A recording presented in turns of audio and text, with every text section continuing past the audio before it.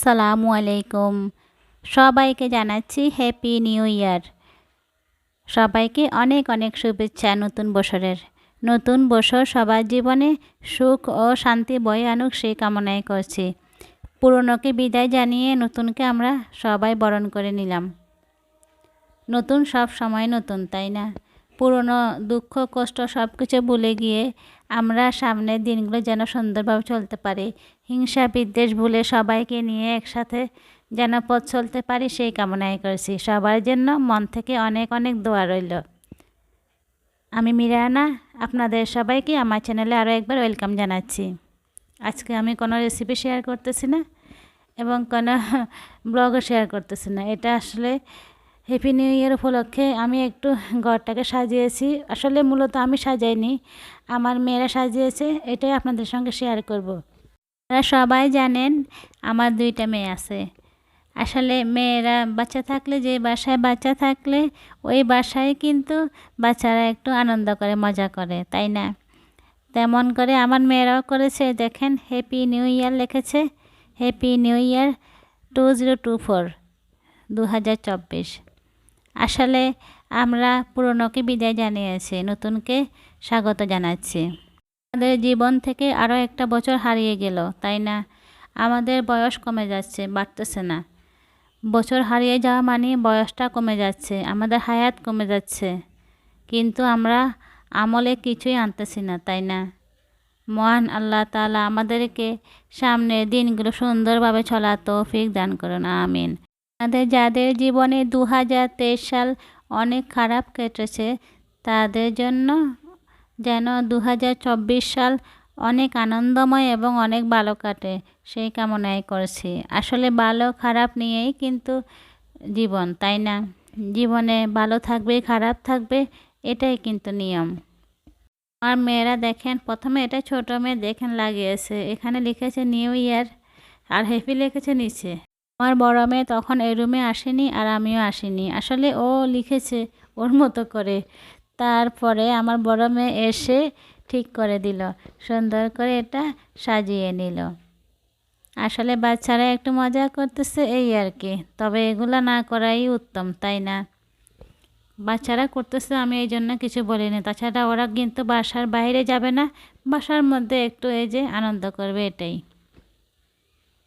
দেখেন তো কেমন হয়েছে, এটা আমার বড় মেয়ে করেছে। আসলে এই লাইটগুলো লাগালে এমনিতেও কিন্তু সুন্দর লাগে, তাই না? সব কিছু মনে হয় একটা উৎসব উৎসব ভাব লাগে। আপনারা অবশ্যই কমেন্টস করে জানাবেন আপনাদের কার কেমন করে নতুন বছর উদযাপন করেছেন, নতুনকে স্বাগত জানিয়েছেন। আমি আপনাদের অনেককে কমেন্টসে বলেছি, আসলে আমার বাসায় এই 2 দিন মেহমান ছিল, তবে চলে গিয়েছে কালকে। 2 দিন মেহমান ছিল, সেই জন্য আমি অনেক ব্যস্ত ছিলাম, অনেকের ভিডিও দেখতে পারিনি, আর দেখলেও কিন্তু আমি সাউন্ড কমিয়ে দেখেছি। আসলে কি করব বলেন, বাসায় মেহমান থাকলে ওদের সামনে তো আর সাউন্ড বাড়িয়ে দেখা যায় না, তাই না? এই যে দেখেন এগুলা ও বারবার করে সাজাচ্ছে, আসলে সুন্দর লাগছিল জিনিসগুলা। তারপরে আমার পাশে আমার বোনের ছেলে আছে, ছোট, ক্লাস 5-এ পড়ে, ও কিন্তু এসেছে এখানে দেখার জন্য। একটু ছিল, একসঙ্গে খেলেছে, মানে দেখেছে, এগুলা এনজয় করেছে। তারপর দেখেন আমার ছোটো মেয়ে এইগুলা নিয়ে লাইটগুলো এখানে লাগিয়ে দিয়েছে ফুলের মধ্যে। এখানে কিছুটা ফুল ছিল, এই যে ফুলের মধ্যে এখানে কিছু লাইটগুলো লাগিয়ে দিল, সুন্দর লাগছিল। তারপর আমাকে বলেছে, ও যখন এগুলো করছিল, করার পরে তারপরে একটা ভিডিও করে নিল, ভিডিও করে আমাকে দেখাচ্ছে। আমি বলেছি হ্যাঁ সুন্দর হয়েছে, ভালোই হয়েছে। আসলে কি করবো বলেন, বাচ্চারা যেটা বলে ওটাকেই ভালো বলতে হবে, তাই না? কিছুই করার নেই। আমি জানি আমাকে আমার অনেক আপুরাই অনেক ভালোবাসেন, আমিও কিন্তু আমি অনেক আপুকে খুবই ভালোবাসি। কিছু কিছু প্রিয় আপু আছেন, ওনাদের ভিডিও আমি 2 বার না দেখলে কমেন্ট করতে পারি না। কেন জানেন, আমার কাছে বারবার দেখতে ইচ্ছে করে শুধু। আসলে এগুলো কিন্তু এমনিতেই মন থেকে হয়ে যায়, তাই না? প্রিয় কিন্তু মন থেকে হয়ে যায়, কিছু কমেন্টসের কারণে, কিছু ভালোবাসার কারণে কিন্তু এমনিতেই মন থেকে প্রিয় হয়ে যায়। আমাকে যারা কমেন্টস করে, যারা আমার ভিডিও দেখে, সবাই কিন্তু আমার প্রিয় আপু, সবার জন্য মন থেকে অনেক অনেক দোয়া এবং শুভকামনা রইল। দেখেন এদিকে কিন্তু 12টা বেজে গেল। আসলে 12টা বাজার আগের থেকেও কিন্তু এই যে 11টা থেকেও শুরু করে দিয়েছে, তখন আমি আর ভিডিও শ্যুট করিনি।